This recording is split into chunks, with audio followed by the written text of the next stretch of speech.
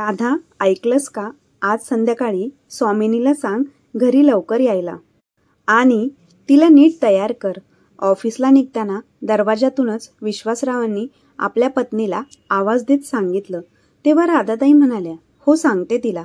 तेव्हा विश्वासराव पुन्हा म्हणाले, आणि हो तिला सांग अळूवडी बनवायला. ती फार छान बनवते ती. हो हो, काळजी करू नका, सगळं सांगते मी. अजून काही? राधाताई हलकसं हसत म्हणाल्या. तेव्हा विश्वासराव हसत म्हणाले, अजून काही नाही, सगळी तयारी करून तुम्हीही वेळेत तयार व्हा. संध्याकाळी 6 पर्यंत पाहुणे येतील. एवढे बोलून ते ऑफिसला निघून गेले. आज त्यांच्या एकुलते एक मुलीला, स्वामिनीला पाहुणे पाहायला येणार होते. म्हणूनच विश्वासराव थोडेसे काळजीमध्ये होते. त्यांना वाटत होतं सगळं सुरळीत पार पडावं. विश्वासराव आणि राधाताई दोघेही नोकरी करणारे, त्यामुळे घरात कसलीच कमतरता नव्हती. सुखवस्तू आणि सुसंस्कृत कुटुंब. आज पाहुण्यांच्या स्वागतासाठी राधाताईंनी ऑफिसची रजा घेतली होती. त्यांनी स्वामिनीला सकाळीच फोन करून सांगितलं होतं, लवकर घरी ये. राधाताई सकाळपासूनच कामाला लागल्या होत्या. त्यांनी संपूर्ण घर अगदी काचेप्रमाणे लखलखीत केलं आणि नाश्त्याची तयारीही पूर्ण केली. दुसरीकडे आपल्या आईवडिलांची आज्ञाकारी मुलगी स्वामिनी संध्याकाळच्या आधीच घरी आली. डॉक्टर असूनही ती फार कौटुंबिक स्वभावाची होती. घरी येताच आईच्या मदतीला लागली. दोघींनी मिळून नाश्ता, अळूवडी तयार केली. त्यांनी स्वयंपाकघरात उरलेले काम पूर्ण करून मायलेकी तयार व्हायला त्यांच्या खोलीत गेल्या. जेव्हा स्वामिनी तयार होऊन बाहेर आली, तेव्हा तिचं साधं स्वज्वळ रूप पाहून विश्वासराव आणि राधाताई दोघेही खूप आनंदित झाले. विश्वासराव पुढे आले आणि तिच्या डोक्यावरून मायेने हात फिरवला. राधाताई लगेच नजर काढत म्हणाल्या, आपल्या मुलीला कुणाचीच वाईट नजर लागू नये. तेवढ्यात दरवाजावरची बेल वाजली. विश्वासरावांनी पुढे जाऊन दरवाजा उघडला. मुलाकडचे पाहुणे आले होते. या साहेब या, म्हणत त्यांनी पाहुण्यांना आतमध्ये नेलं. दोन्ही बाजूंनी औपचारिक ओळखी झाल्या. तेवढ्यात स्वामिनी चहा घेऊन आली. पण मुलाचे वडील मोहनराव म्हणाले, बाळा, चहाची गरज नाही, थोडा वेळ आमच्या जवळ बस. तेव्हा स्वामिनी डोळे खाली झुकवून आईजवळ येऊन बसली. मोहनराव विचारू लागले, बाळा तू काय करतेस? स्वामिनीने उत्तर दिले, मी राधाकृष्ण हॉस्पिटलमध्ये डॉक्टर आहे. दरम्यान मुलाची आई आशाताईंनी हॉलवर नजर फिरवली. भिंतीवरचं एक मोठं चित्र पाहून त्यांनी विचारलं, हे पेंटिंग स्वामिनीचं आहे का? तेव्हा राधाताई अभिमानाने म्हणाल्या, हो हे स्वामिनीचंच आहे. तिला पेंटिंगची खूप आवड आहे. तेवढ्यातच त्यांचा मुलगा महेशने विचारलं, पेंटिंग व्यतिरिक्त अजून कोणते छंद आहेत तुम्हाला? स्वामिनी काही उत्तर देणार तोच महेशची आई आशाताई बोलल्या, एका डॉक्टरला फाडणं आणि शिवणं या 2 गोष्टीशिवाय दुसरा कशात रस असणार तरी? आशाताईंचं हे बोलणं स्वामिनीच्या मनाला खोलवर लागलं. तिच्या आईवडिलांचे चेहऱ्यावर निराशा स्पष्ट दिसत होती. पण परिस्थिती ओळखून त्यांनी गप्प राहणं योग्य समजलं. स्वामिनीनेही स्वतःला सावरत थोड्याशा ताणलेल्या स्वरात उत्तर दिलं, हो तुम्ही अगदी बरोबर म्हणाला. माझं प्रोफेशन ही माझी फॅशन आहे. माझं काम हीच माझी प्राथमिकता आहे आणि आयुष्यातल्या इतर सर्व गोष्टी त्यानंतरच येतात. एवढं बोलून ती शांत झाली. तिथे वातावरणात एक वेगळी छाया पसरली होती. तेवढ्यात विश्वासराव म्हणाले, राधा, स्वामिनीला घेऊन आत जा आणि जरा नाश्त्याचं बघ बरं का? हो आम्ही आत्ताच येतो, असं म्हणत राधाताई स्वामिनीला घेऊन स्वयंपाकघरात गेल्या.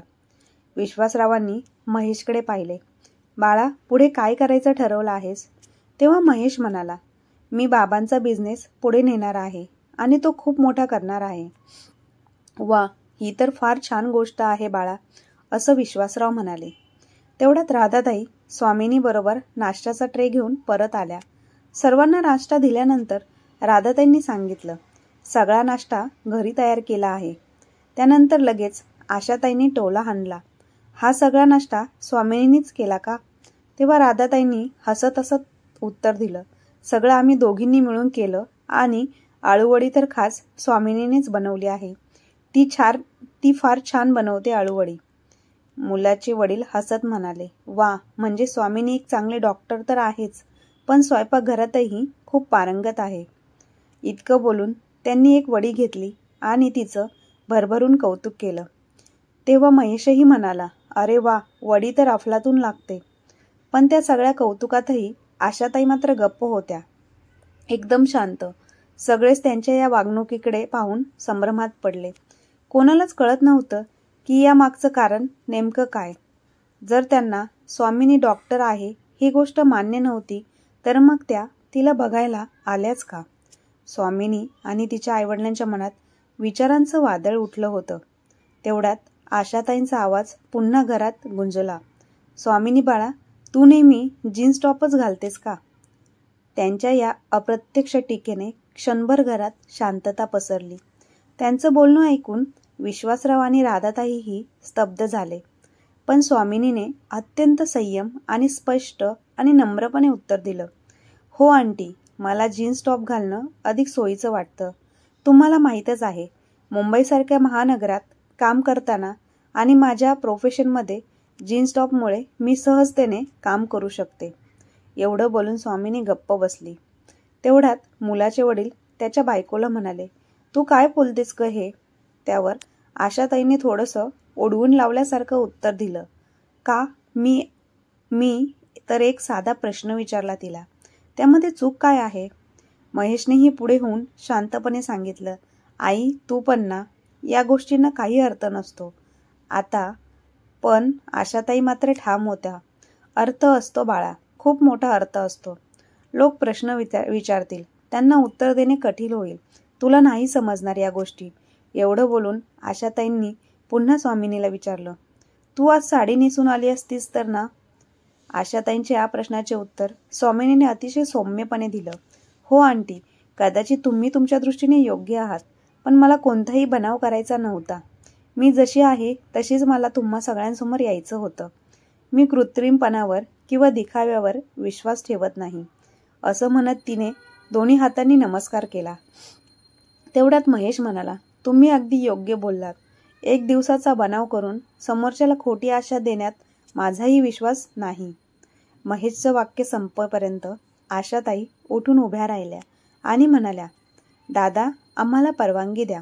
आमचा निर्णय आम्ही 2 दिवसात कळवू. इतकं बोलून ते सर्वजण निघून गेले. इकडे स्वामिनी, तिच्या आई आणि वडील ते तिघेही आश्चर्यचकित झाले. आपली मुलगी तर खरा हिरा आहे आणि हिऱ्याची पारख फक्त जोहरीलाच करता येते, पण त्या लोकांचं दुर्दैव, त्यांनी हिऱ्याला काच समजलं. राधाताई म्हणाल्या, होय, तुम्ही अगदी खरं बोलतात. आपली मुलगी म्हणजे आपला अभिमान. असं म्हणत दोघांनीही स्वामिनीला कवटाळलं. काही दिवसात सर्व काही पूर्ववत झालं. सगळं कुटुंब या प्रसंगाला मागे टाकून पुढे पाहू लागलं. 1 आठवड्यानंतर स्वामिनीसाठी पुन्हा एक स्थळ आलं. गेल्या वेळी मनातल्या जखमा अजूनही ताज्या असल्याने स्वामिनी यावेळी अधिक सजग होती. तयार होण्याआधीच तिने आईला विचारलं, आई, मी सलवार सूट घालू की साडी घालू? तेवढ्यात राधाताई म्हणाल्या, नाही ग बाळा, त्याची काही गरज नाही. तू आमची मुलगी आहे. जशी आहे तशीच. कुणाला आवडलीस तर आपण ते स्थळ स्वीकारू, नाहीतर नकोच. ज्याला तुला समजून घ्यायचं आहे तो घेईलच, आणि ज्याला नाही समजून घ्यायचं त्याने न घेतलेलंच बरं. दुसऱ्याच्या संकुचित विचारांमुळे तुला स्वतःला बदलायचं कारण नाही. आणि ज्याचं विचारविश्व इतकं मर्यादित आहे ते तुला सुख देऊ शकतील का ग? अशा घरात आम्ही आमची लेक कधीच पाठवणार नाही. हे ऐकून स्वामिनीने आत्मविश्वासाने तिचं नेहमी जीन्स आणि टॉपच परिधान केलं. सर्वजण पाहुण्यांच्या स्वागतासाठी सज्ज झाले. थोड्याच वेळात मुलाकडची मंडळी आली. सर्वांनी एकमेकांशी नम्रपणे ओळख करून घेतली. सर्वांमध्ये चांगल्या गप्पा रंगल्या. तेवढ्यात मुलाची आई म्हणाली, राधा, आम्हाला तुमची मुलगी खूप आवडली आहे. आमच्याकडून होकार समजा. जर तुम्हालाही आमचा मुलगा आवडला असेल तर आपण पुढे जाऊया. तेव्हा विश्वासराव म्हणाले, ही तर आमच्यासाठी भाग्याची गोष्ट ठरेल. आमची मुलगी तुमच्या घराची शोभा बनवीन, यापेक्षा आनंदाची गोष्ट दुसरी नाही. पण माझं एक सुचवणं आहे. सुशांत आणि स्वामिनीने एकांतामध्ये थोडं बोलून घ्यावं. तर त्यांना एकमेकांना समजून घेता येईल. अगदी बरोबर, तुम्ही तर आमच्या मनातील गोष्ट बोलून दाखवली, असं म्हणत सुशांतची आई मेघाताई हसल्या.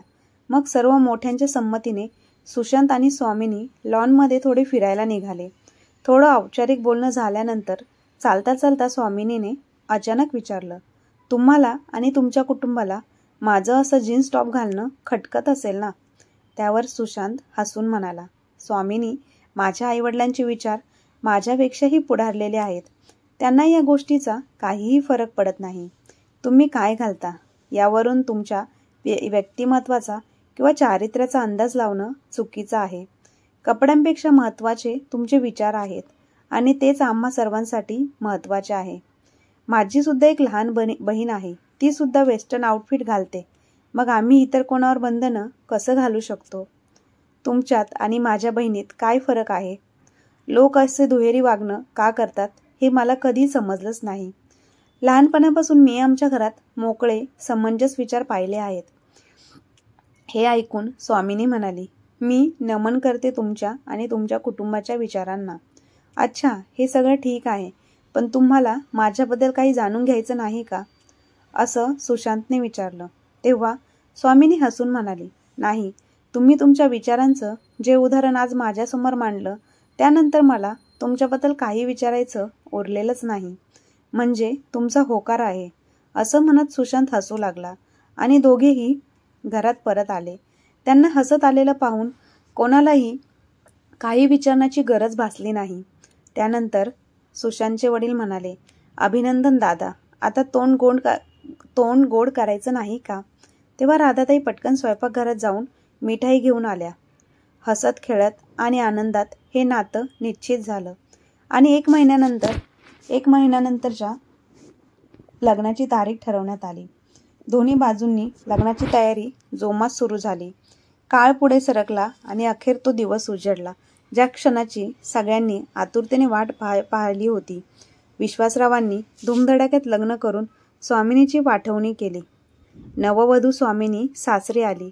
सर्वच मंडळी आनंदी होती. स्वामिनीने घर आणि हॉस्पिटल या दोन्ही जबाबदाऱ्या खूप चांगल्या प्रकारे पार पाडल्या. दुसरीकडे आधीचा मुलगा महेश, आई वडील त्याच्या मुलासाठी एक सोजवळ घरगुती स्वभावाची आणि सौभाग्य घेऊन येणाऱ्या मुलीच्या शोधात होते. खूप प्रयत्नानंतर त्यांना एक मुलगी सापडली. सुंदर, लाजरी, सुसंस्कृत, जिचं नाव होतं मोना. मोनाने पदवी पूर्ण केली होती आणि तिचा स्वभावही अत्यंत घरगुती होता. जेव्हा सर्वजण तिला पाहायला गेले होते तेव्हा मोनाने नम्रपणे डोक्यावर पदर घेत त्यांच्या पाया पडली. आशाताईंना तिचं हे संस्कारी वागणं इतकं भावलं की त्या म्हणाल्या, सून असावी तर अशीच, माझ्याकडून हे लग्न पक्क समजा. त्यांना तिच्याबद्दल अधिक काही विचारण्याची गरजच वाटली नाही, कारण साडी नेसलेली, पदर घेतलेली आणि मोठ्यांच्या पाया पडणारी मुलगी म्हणजे त्यांच्या दृष्टीने आदर्श स्त्रीचं मूर्तिमंत्र रूप होतं. आता सगळ्यांच्या चेहऱ्यावर समाधानाचं हास्य उमटलं.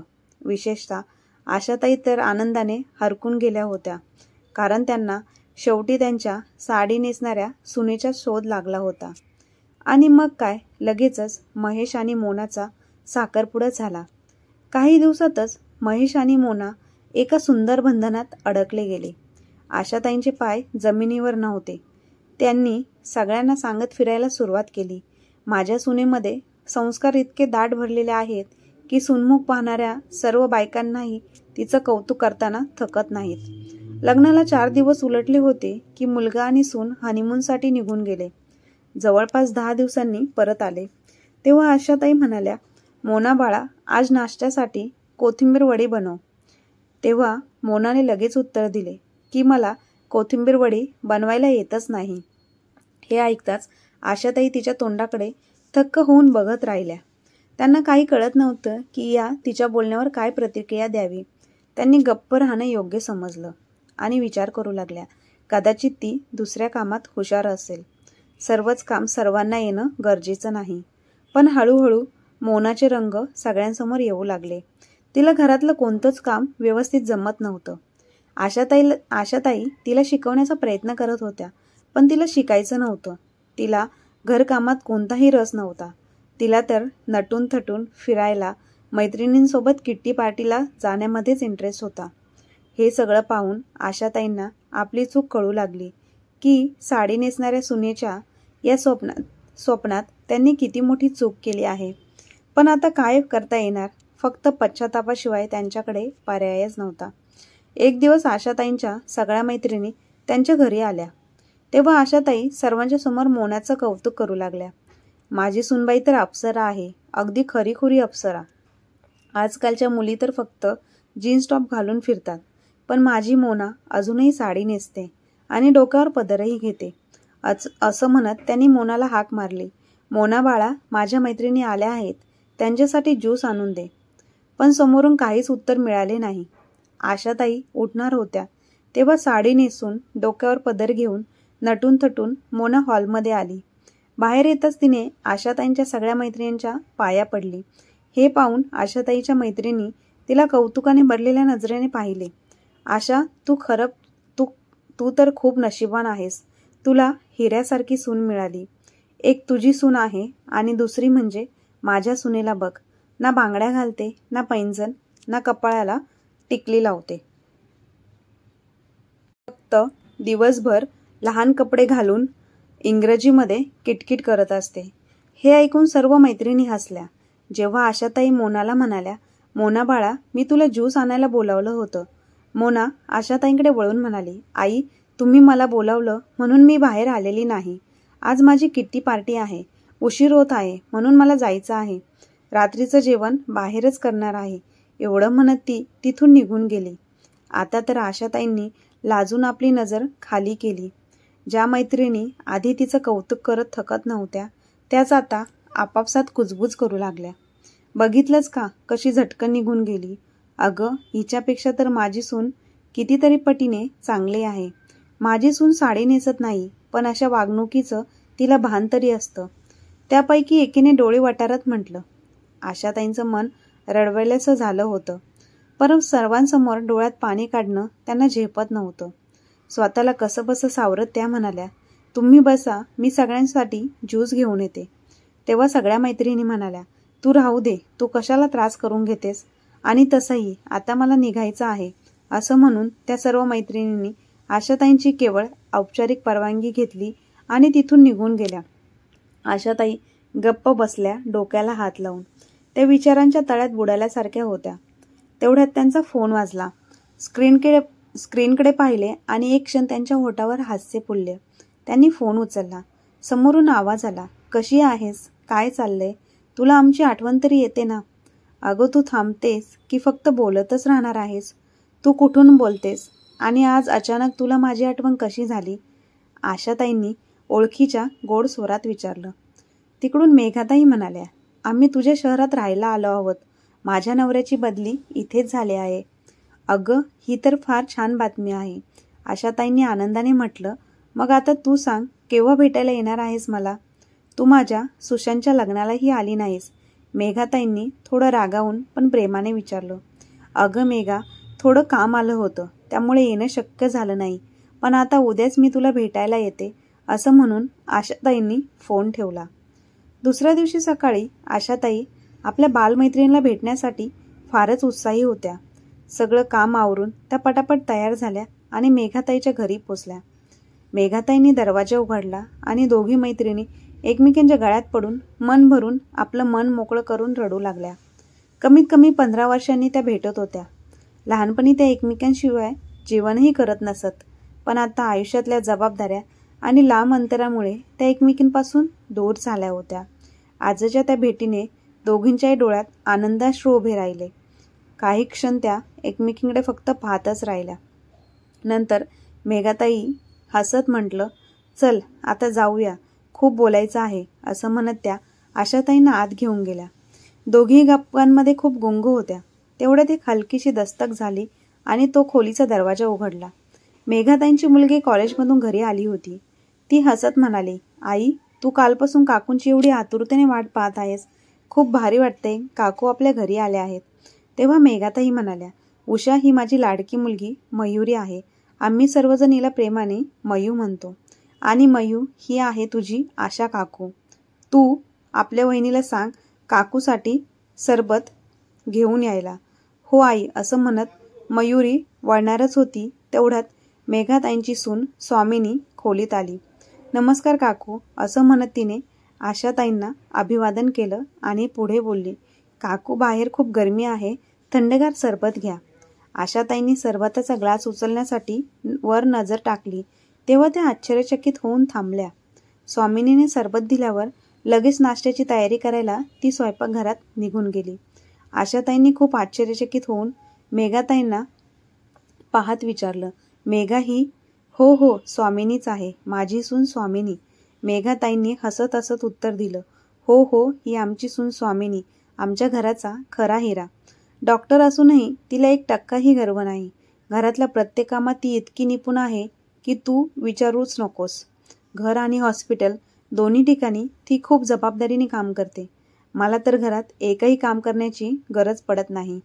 सगळं तिच्या हाती आहे. इतकं सगळं एकदम बोलून झाल्यावर मेघाताईंनी एक खोल श्वास घेतला. त्यावेळी स्वामिनी नाश्त्याचा ट्रे घेऊन परत आली. गुलाबजाम, अळूवडी, वेगवेगळे सँडविचेस एवढं सगळं पाहून आशाताई चकित झाल्या. त्या काही बोलायच्या आधीच मेघाताईंचा अभिमानाने भरलेला आवाज ऐकू आला, हे सगळं आमच्या स्वामिनीने स्वतःच्या हाताने बनवलेलं आहे. अप्रतिम स्वयंपाक करते ही आमची लाडकी सुनबाई. नाश्ता ठेवून स्वामिनी पुन्हा आत गेली. आशाताई अजूनही निशब्द झाल्या होत्या. मेघाताईंनी विचारले, काय मग कशी वाटली माझी सून? तेव्हा आशाताईंच्या डोळ्यात पाणी आलं आणि त्या म्हणाल्या, खरंच मेघा तुझी सून म्हणजे एकदम हिराच आहे. पण मी तर त्या हिऱ्यालाच काच समजून नाकारलं होतं. पण तुझ्या डोळ्यांनीच त्याचं खरं मोल ओळखलं. त्यांच्या डोळ्यातून अश्रू ओघळू लागले. प्रसंग ओळखत मेघाताईंनी लगेच विषय बदलला. अगं आता गेल्या गोष्टी विसरून जा. नाश्ता करत जुन्या आठवणीने फक्त दुःखच वाढतं. हो मेघा तू बरोबर बोलत आहेस. जुन्या गोष्टी विसरल्याने सगळ्यांचं भलं आहे. माझ्या जुन्याट विचारांची शिक्षा मला झाली आहे असं म्हणत आशाताईंचे डोळे पुन्हा भरून आले. मग त्या दोघी मैत्रिणींनी नाश्ता करत करत मनमोकळ्या गप्पा मारू लागल्या. मनातलं सगळं व्यक्त केलं आणि दोघींचं मन हलकं झालं. सायंकाळ होताच आशाताईंनी निघण्याची परवानगी मागितली. मेघा आता मी निघते, खूप उशीर झाला. आता आपलं येणं जाणं सुरूच राहील. पण तू सांग तू कधी माझ्याकडे येणार आहेस? मेघाताईंनी हसत उत्तर दिलं, मन अजूनही भरलेलं नाही ग, पण आता सायंकाळ झाली आहे म्हणून तुला थांबता येत नाही. लवकरच येण्याचा प्रयत्न करील मी तुझ्याकडे. एवढं बोलत मेघाताईंनी स्वामिनीच्या हाताचे तयार केलेले एक सुंदर चित्रकला आशाताईंना भेट दिली. आशा ही पेंटिंग आमच्या स्वामिनीने स्वतःच्या हाताने रंगवलेली आहे. पेंटिंग हातात घेताच आशाताईंच्या डोळ्यातून अश्रू वाहू लागले. आज घराकडे जाताना आशाताईंच्या मनात एकच विचार घोळत होता, फक्त कपड्यांवरून मी किती मोठा निर्णय घेतला आणि खूप सगळं काही गमावलं. कपडे तर फक्त बाह्यरूप असतात, त्यातले गुण लपवले जातात. जी स्त्री आपल्या पदराखाली संपूर्ण घर सांभाळते तीच खरी सोनं असते. मग ती साडी नेसते की जीन्स घालते काय फरक पडतो? पण मला हे कधी कळलंच नाही. दिसण्यावर जाऊ नकोस हे आता मात्र समजलं सखे. असं म्हणत आशाताई पश्चातापाच्या आगीत होरपळत होत्या. मित्रांनो, या कथेमधून एवढंच सांगायचं आहे की कोणत्याही व्यक्तीची त्याच्या कपड्यावरून किंवा त्याच्या राहणीमानावरून त्याची पारख करू नये. तर मित्रांनो, तुम्हाला आजची कथा कशी वाटली कमेंट बॉक्समध्ये नक्की कळवा. आणि आजची कथा आवडली असल्यास आपल्या चॅनलला लाईक, शेअर, सबस्क्राईब नक्की करा. धन्यवाद.